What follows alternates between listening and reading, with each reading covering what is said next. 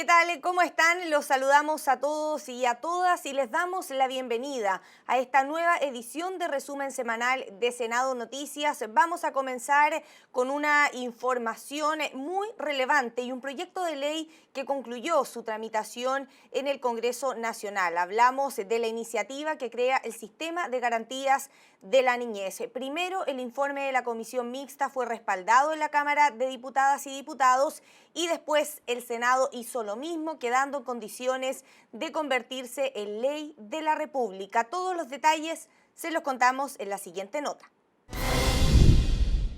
La Sala del Senado dio el último espaldarazo al proyecto que crea el Sistema de Garantías y Protección Integral de los Derechos de la Niñez y la Adolescencia, con lo cual solo resta la firma del Ejecutivo para convertirlo en ley. El texto que promueve la protección integral y el pleno goce de los derechos de la infancia pone obligaciones específicas para los órganos de la administración del Estado y para la sociedad en su conjunto, abarcando políticas, instituciones y normas y siempre considerando el máximo de los recursos del Estado. En efecto, si se verifican, como se espera, mejoras cualitativas a la acción y procedimientos aplicados a la actualidad, lo esperable es que existe una demanda creciente para acceder a estos servicios, como nos informaron permanentemente los jueces, debiéndose en lo sucesivo fijar los mecanismos financieros suficientes para asegurar el funcionamiento de los dispositivos locales a fin de evitar seguir cometiendo los errores y las barbaridades que por décadas se han observado en dimensiones la protección de los derechos de los niños. Y aunque el derecho y deber de crianza, cuidado y formación, entre otros, será preferente de los padres y o madres, la orientación de la ley no dejó a todos completamente conformes en la interna de la comisión mixta o en los plenos de ambas corporaciones. De hecho, hubo solicitudes para que el Ejecutivo ejerza un veto sobre el proyecto. Le pedimos al Gobierno que presente un veto en aquellos artículos que terminan atentando en contra de la esencia del derecho y deber preferente de educar a sus hijos. Los padres ya no podrán revisar las redes sociales o el celular si su hijo, sin arriesgar demanda o querella en virtud de un malentendido derecho a la privacidad. Y no me vengan a decir que esto es una caricatura. Chile debe estar notificado. Los padres serán meros guardadores responsables ante el Estado. Una futura ley aplicada a todos los menores bajo la jurisdicción del Estado de Chile, a quienes se les reconoce como sujetos de derecho y donde la subsecretaría anticipó observaciones para adecuar ciertas normas. Se reconoce la autonomía progresiva. Las instituciones tienen que estar al servicio de la promoción del desarrollo integral de la infancia en términos físicos, de su salud corporal, biológica, entendiendo que además están en una etapa de desarrollo, ¿no? Que es dinámica, que es evolutiva, pero también psicológica, social, afectiva y espiritual. Hoy día, ¿qué es lo que estamos logrando con las oficinas locales de la niñez? Nosotros como Estado tenemos información, podemos encontrar una manera de recabar además estas dudas, sospechas, etcétera, de vulneración de derechos, de manera de llegar oportunamente. En el mismo caso, si yo pienso que el niño le están pegando en su casa, puedo abordar a la familia de manera adecuada y ver si es que necesitan ayuda antes de que ocurran las vulneraciones de derechos. Si bien el proyecto quedaría en condiciones de ser ley, el Ejecutivo podría ejercer el derecho a veto solicitado por parte del oficialismo, lo que enviaría el texto de regreso al Congreso. Recordemos que en octubre pasado, el despacho con veto incluido del proyecto de servicio especializado de protección a la niñez y la adolescencia llegó a estar condicionado a la puesta en marcha de este sistema de garantías. Sin embargo, los acuerdos permitieron entonces y ahora flexibilizar posturas y dar el vamos de forma integral para proteger de mejor forma los derechos de nuestros niños y jóvenes. Y continuamos con información de la Sala del Senado, porque un amplio respaldo se dio al proyecto que busca regular los cuidados paliativos y evitar el dolor para aquellas personas diagnosticadas con una enfermedad terminal. El proyecto fue aprobado en general y vuelve a la Comisión de Salud para continuar con su trámite en particular. Abordar la muerte desde otra perspectiva, desde la dignidad y la calidad de vida de las personas, es uno de los objetivos centrales de la iniciativa de reconocimiento y protección de los derechos de las personas con enfermedades terminales y el buen morir, que fue impulsada a través de un mensaje presidencial y apoyada transversalmente en la Sala del Senado. El proyecto está dirigido a aquellas personas que se encuentran en la etapa final de su vida como consecuencia de una enfermedad sin tratamiento y cura. Con este proyecto se busca evitar el dolor que padecen en la última etapa de sus vidas, garantizando el acceso gratuito a medicamentos y personal médico. En este tema, sin embargo, no hay dos lecturas. Nadie debe sufrir los últimos días de su vida y todos tenemos el derecho a morir en paz y sin sufrimientos.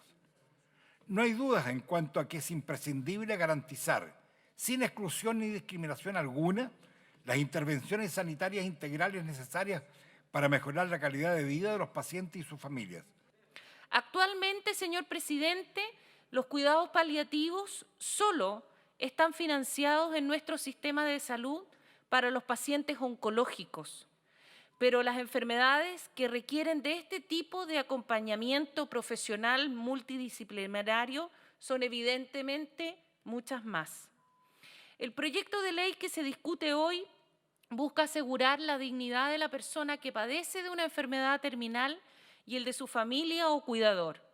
Según las cifras del Ministerio de Salud, de 100.000 personas que mueren al año en Chile, 47.000 requieren de cuidados paliativos. La cifra aumenta cuando se trata de pacientes con VIH o cáncer.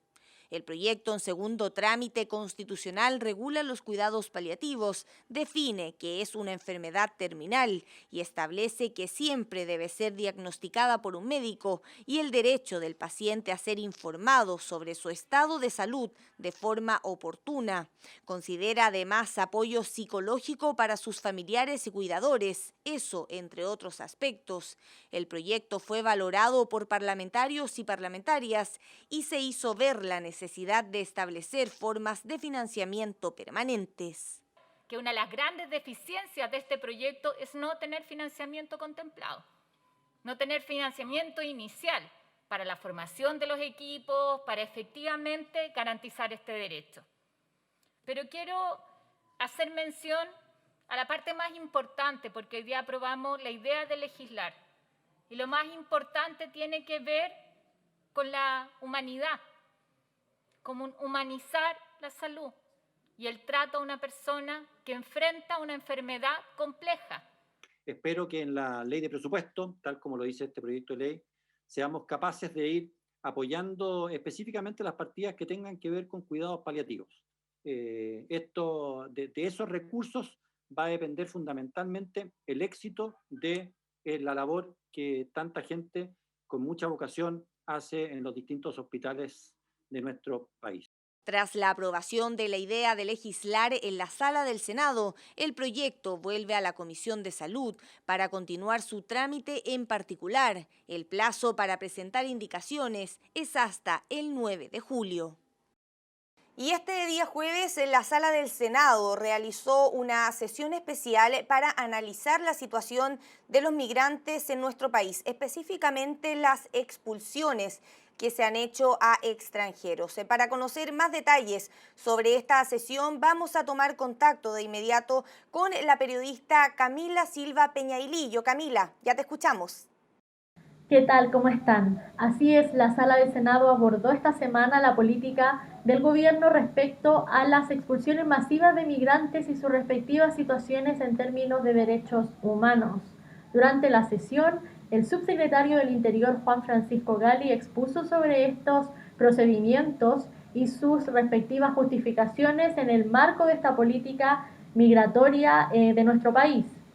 Argumentos que fueron rebatidos por los representantes de diversas entidades que también fueron parte de esta sesión y que acusaron al gobierno de realizar estas expulsiones durante algunos fines de semana, a sabiendas de que las cortes de apelaciones no funcionan durante estos días, por lo que le quitaba la posibilidad a estas personas de apelar a dicha expulsión, que en muchos casos son arbitrarias, como señalan algunos de los expositores. Recordemos que la Corte Suprema les solicitó a la Corte de Apelaciones hace algún tiempo que funcionara durante estos días si fuese necesario para poder resolver estos casos. Escuchamos a continuación parte de las exposiciones. La política del actual gobierno es cumplir la ley y hacer cumplir la ley. Y hacer cumplir la ley implica que aquellas personas que incumplen gravemente nuestra legislación migratoria se sujetan a un proceso administrativo individual, presidente. Ustedes han sido indiferentes frente a la ley y hacen caso omiso a su obligación de investigar cada caso. Porque ya lo dijo la Corte Suprema hace muy poco, ingresar por un paso habilitado no es causal suficiente para expulsar a alguien del país. Cuando hay que mirar a niños llorando, despidiéndose en unidades policiales de sus padres, porque se ha tomado una decisión administrativa, arbitraria e ilegal, que luego es revocada por tribunales del país, pero cuya revocación no tiene efecto porque no se ha podido lograr que bajen del avión, evidentemente aquello involucra una infracción manifiesta a los derechos humanos. Durante la sesión también se criticó que en el caso de las expulsiones administrativas, que son estas personas que son expulsadas del país solo por el hecho de haber ingresado por un paso no habilitado, pero no necesariamente por haber cometido un delito en nuestro país, se les regresa a su país de origen sin un previo análisis jurídico de cada caso, lo que vulneraría sus derechos, y por eso, según señaló el representante del Servicio Jesuita Migrante, 9 de cada 10 recursos de amparo fallan en contra de las expulsiones impuestas por el gobierno, argumentos que fueron compartidos por algunos senadores, como el caso del senador Juan Ignacio Latorre, que de hecho fue quien le solicitó a la sala realizar esta sesión para abordar el tema de migración. Pero también hubo senadores que estuvieron de acuerdo con las funciones del gobierno, por los que respaldaron estas expulsiones. Tenemos la convicción que en algunos casos, cuando se trata de expulsiones administrativas, podrían estar siendo arbitrarias e ilegales. Nosotros pedimos que se termine urgentemente con la forma ilegal y arbitraria, como lo ha dicho la Corte Suprema, de estas expulsiones que nos hacen mal como país, que no contemplan el debido proceso y que afectan a cientos de familias de una manera extremadamente dolorosa. Habría que preguntarse, no solo por este punto en particular del cuestionamiento que se está haciendo a las expulsiones, que en mi opinión no son masivas, sino más bien han sido individuales, y el viaje más masivo, si es que nosotros tenemos la condición, la disponibilidad económica, social, para poder hacernos cargo de una migración tan amplia como ha habido en estos últimos años. En Chile no existen expulsiones masivas. Cada expulsión obedece a un proceso unipersonal, judicial o administrativo que ha determinado la sanción. Bueno, una situación compleja sobre la que seguro tenemos mucho aún de lo que hablar. Por eso aprovecho de comentarles que este lunes 28 de junio, en un nuevo capítulo de Senado Conecta, nuestro compañero Julio Escobar estará conversando con la presidenta del Servicio Jesuita Migrante, Macarena Rodríguez. Así que los dejo invitados para que se conecten a esta conversación a través de las pantallas de TV Senado. Interesante tema, Camila, y una excelente invitación entonces para el próximo capítulo de Senado Conecta. Nosotros te despedimos y continuamos con las informaciones acá en el resumen semanal de Senado Noticias, porque luego de un amplio debate que se extendió por aproximadamente 4 horas, la Sala del Senado aprobó extender el estado de excepción constitucional de catástrofe por calamidad pública hasta el 30 de septiembre, luego de que el presidente de la República, Sebastián Piñera, consultara al Congreso Nacional. La votación se dio por 26 votos a favor y 12 votos en contra, estos últimos con votos de parlamentarios del oficialismo. En la sesión, los ministros de Estado expusieron las razones de esta solicitud, atendiendo a la situación económica y sanitaria del país y la aparición de la nueva variante Delta de COVID-19, con un primer caso detectado en la región del Maule, precisamente este día jueves. Por su parte, los parlamentarios hicieron un análisis de las medidas que se han implementado a raíz de la pandemia y su efectividad, e instaron al Ejecutivo a dar cuenta de aquello y a implementar cambios con el fin de contener el avance de la pandemia. Recordemos que esta es la segunda vez que el mandatario consulta al Congreso Nacional para ampliar el estado de excepción, esto porque ya va más de un año desde su vigencia. Tenemos algunas de las declaraciones que se dieron en el desarrollo de la sesión y también posterior a ella. Yo voy a hacer fe una vez más en lo que pide el gobierno, pero creo, por su intermedio, presidente, señor ministro, señores ministros, que tenemos que revisar las medidas, que tenemos que mirar lo que otros países han hecho y que tenemos que ver de qué manera podemos cuidar efectivamente la salud de las personas, repensando las fases, repensando las reaperturas, porque tal como está, no estamos haciendo bien ni lo uno ni lo otro. Nosotros aquí nunca hemos tenido vocación de buzón. Nosotros reflexionamos y uno tiene que pensar si lo que Chile necesita es exactamente seguir estos 469 días por 90 días más, sin claridad respecto de cómo se recupera la salud mental, la salud económica, la salud laboral, o no. Y nuestra decisión en ese caso fue dar una señal de que los escenarios tienen que cambiar y no acostumbrarnos solo a las restricciones. Durante los próximos días, el ministro de Salud va a presentar el nuevo paso a paso. No son cambios al paso a paso, es un nuevo paso a paso. Y no me cabe duda que la gran mayoría de los parlamentarios y parlamentarias que hoy día nos hicieron más de alguna acotación van a quedar bastante conformes con ese nuevo paso a paso. Pero, lo dijimos también en ambas cámaras, la pandemia sigue instalada no solamente en Chile, en el mundo, y países que tuvieron que avanzar hoy están retrocediendo. Por lo tanto, lo que nosotros necesitamos y valorar, que ya es una realidad, es justamente tener este estado de excepción por los próximos 3 meses para poder manejar las herramientas conforme a la nueva realidad del país.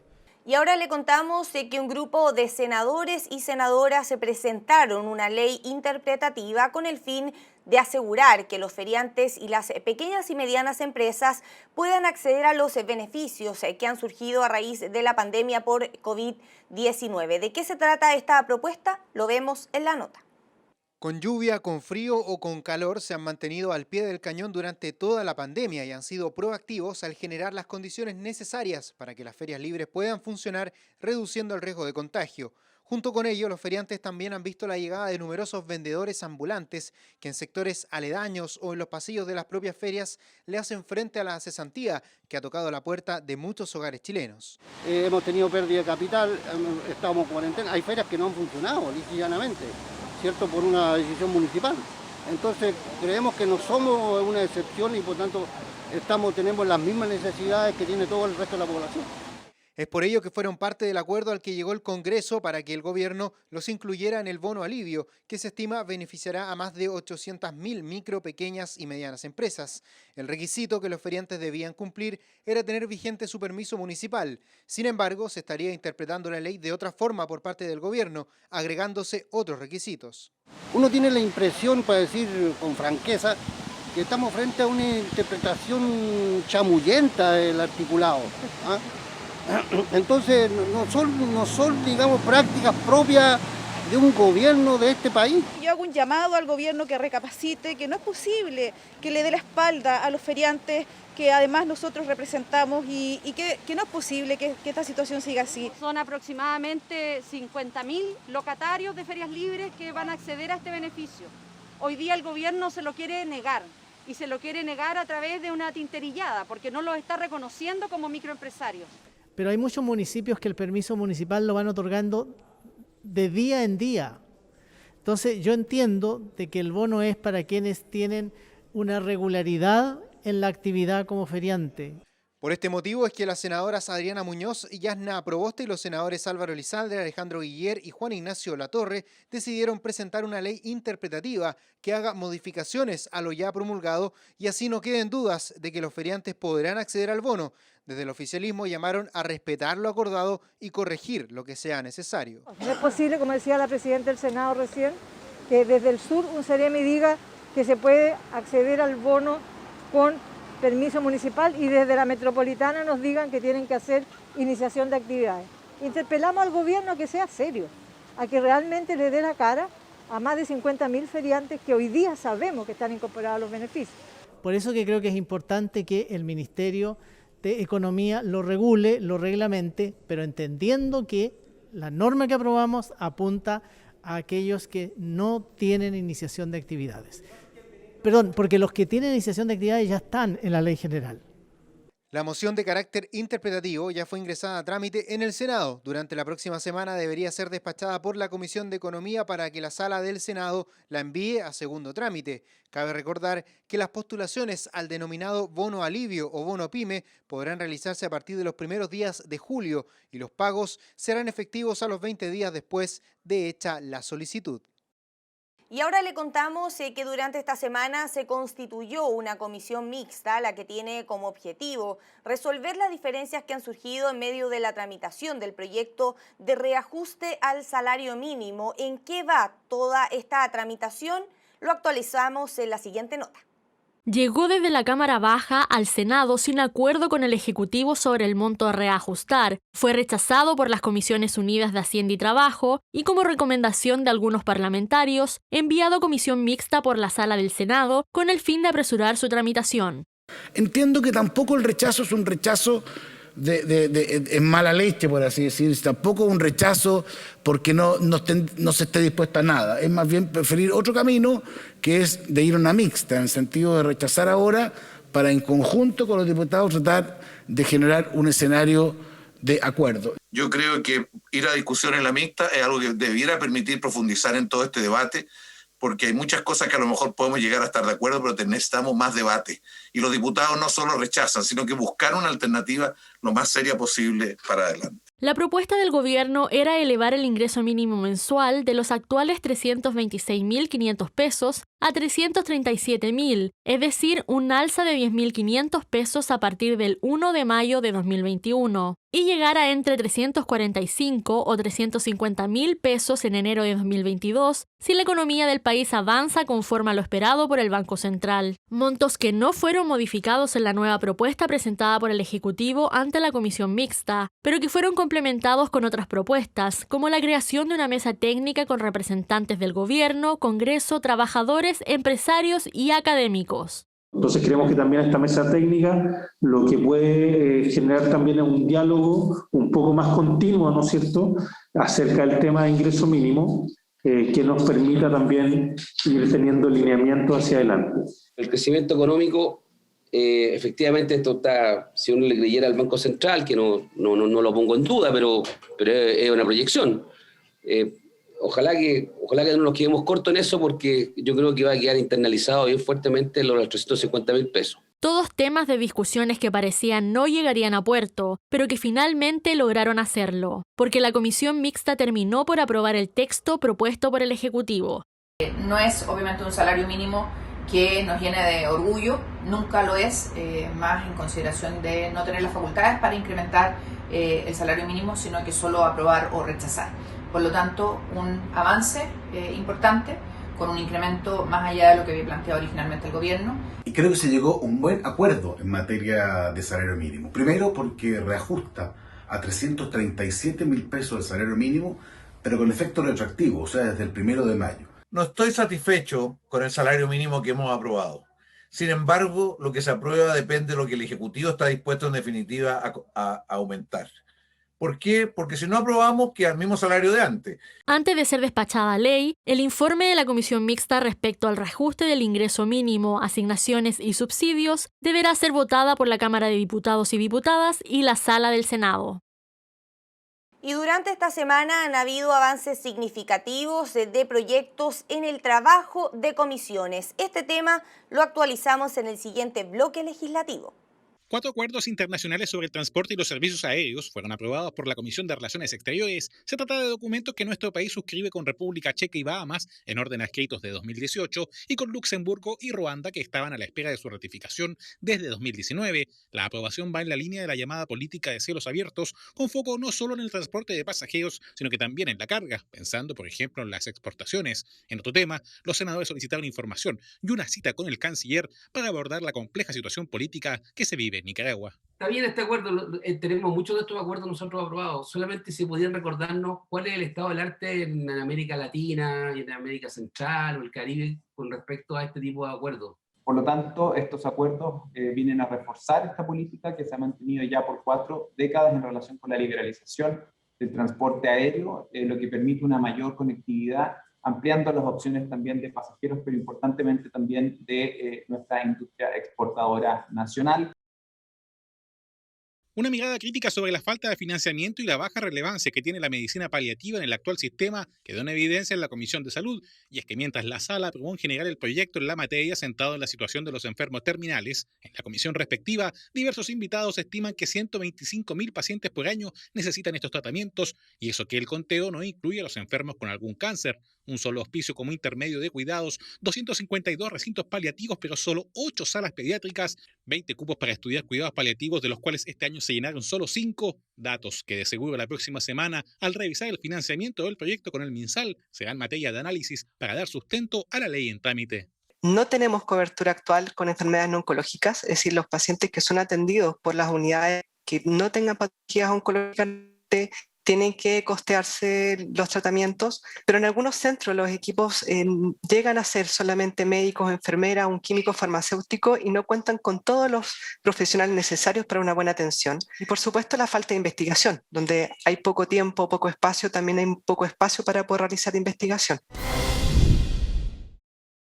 Si bien resta una última jornada de audiencias, la Comisión Especial de la Mujer y la Igualdad de Género acordó votar al término de la próxima sesión el proyecto que crea el Registro Nacional de Deudores de Pensiones de Alimentos, una problemática que se estima afecta a unas 70.000 familias con cerca de 180.000 millones de pesos en deudas.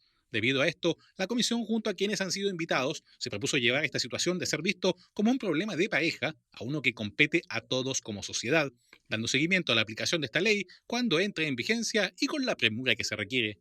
Acá nosotros establecemos el registro y el registro va a ser complejo para cuando se quiera comprar un auto, para cuando distintas acciones, pero puede ser que un trabajador nunca haga alguna de estas acciones que están establecidas en el proyecto y que por lo tanto nos quedemos igual con un empleador que no está haciendo la retención. Uno de los problemas que tenemos en etapa de cumplimiento en términos de ejecución práctica es que los empleadores ni siquiera responden los oficios. No entregan la información que se requiere y menos van a hacer la retención. En las empresas más grandes no es tanto problema, pero cuando la persona trabaja para una pyme, cuando es garzón de un restaurante, cuando conoce al jefe y son 5 empleados y no es muy grande la empresa, es muy fácil que el empleador tome partido, por así decirlo, por su empleado. Y por lo tanto, creo que establecer la solidaridad, primero, es una medida mucho más eficiente y segundo, bueno, genera el pago de la deuda. Aquí tenemos un serio problema de confianza. Dirigentes de diferentes gremios taxistas, especialmente colectivos, emplazaron al Ministerio de Transportes en la comisión respectiva, dada la urgencia para ver el proyecto denominado CATI, de Centro Automatizado de Infracciones de Tránsito, que muchos asocian al regreso de los fotorradares, pese a que en la sesión pasada la ministra Hood dio cuenta de sus diferencias. Los dirigentes expresaron que se complejiza su labor y cuestionan que se activen estas iniciativas en momentos difíciles como una pandemia y en cambio sí reclaman, entre otros puntos, que se incluya a los colectivos en los subsidios al transporte público. Nosotros creemos que no es el minuto de la discusión y de la implementación de esto, y si el ministerio quiere dejar un legado, que se preocupe de cosas que beneficien y no que le aseguren los ingresos o a la autopista o a los concesionarios de las casas. Desde el ministerio pusieron paños fríos diciendo que las indicaciones pueden ayudar a zanjar las diferencias, mientras la comisión la próxima semana espera más expositores y comenzar a depurar un listado de las observaciones que más se repiten sobre este proyecto. Y durante esta semana, la presidenta del Senado, la senadora Yasna Proboste, tuvo una serie de actividades protocolares y además fue reconocida por su trayectoria por la Universidad de Playa Ancha. Todos los detalles en la siguiente nota. Junto a comunidades mapuche, selknam y pueblos andinos del norte, la presidenta del Senado, Yasna Proboste, participó en una rogativa multicultural en el rehue de la comuna de La Granja para conmemorar el primer Día Nacional de los Pueblos Originarios, feriado histórico que se incorporó a nuestro calendario y que de forma excepcional se conmemoró este lunes 21 de junio. Cabe destacar que a partir del próximo año, el Día Nacional de los Pueblos Originarios se conmemorará el 24 de junio, cuando ocurra el solsticio de invierno en el hemisferio sur. Aquí ha habido una expresión con la presencia de comunidades de los pueblos andinos, del pueblo mapuche, del pueblo selknam, de manera de que este primer feriado nacional también permita abrir un camino sin retroceso respecto al reconocimiento a nuestros pueblos originarios. El Museo Universitario del Grabado fue el lugar escogido por el rector de la Universidad de Playa Ancha para condecorar con la medalla de esa casa de estudios a la presidenta del Senado. Yasna Proboste se tituló como profesora de Educación Física en la UPLA, siendo destacada como ejemplo para los actuales y futuros estudiantes. Nosotros en realidad estamos tremendamente contentos y muy satisfechos de haber realizado esta actividad de reconocimiento a la Presidenta del Senado por su trayectoria, por su consecuencia y por su apoyo y aporte al desarrollo de la educación pública y a muchos otros temas, por supuesto que sí.